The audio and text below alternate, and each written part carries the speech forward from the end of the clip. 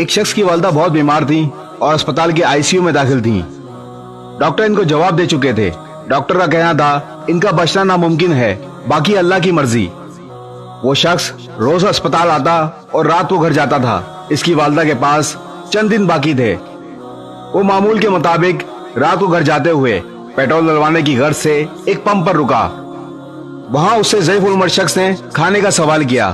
اس نے ضعیف کو کچھ پیسے دیے اور کہا یہ میری والدہ کا صدقہ ہے۔ اس ضعیف العمر شخص نے دعا کی اور وہ شخص اپنے گھر کی طرف روانہ ہو گیا۔ معمول کے مطابق جب صبح وہ اسپتال پہنچا تو والدہ کو بستر پہ نہ دیکھ کر آپ دیدہ ہو گیا اور نرس سے گھبرائی ہوئی آواز میں سوال کیا میری والدہ کہاں ہیں؟ نرس نے جواب دیا آج آپ کی والدہ کی طبیعت موضوعاتی طور پر ٹھیک ہو گئی ہے، ہم نے انہیں تازہ ہوا کھانے کے لیے باہر کوریڈور میں بھیجا ہے۔ وہ دوڑتا ہوا اپنی والدہ کے پاس گیا اور پوچھا یہ سب کیسے ہوا؟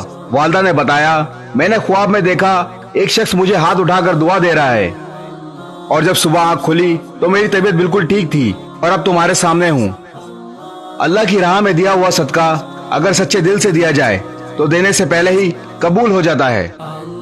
صدقہ 70 بلاؤں کو ٹال دیتا ہے اور دعا تقدیر بدل دیتی ہے۔ ضروری نہیں صدقہ لاکھوں یا ہزاروں روپے میں ہو، تمہارا اپنے بھائی سے مسکرا کر پیش آنا بھی صدقہ ہے۔ اس ویڈیو کو شیئر ضرور کریں، ہو سکتا ہے آپ کے ایک شیئر سے یہ بات کسی کے دل میں اتر جائے۔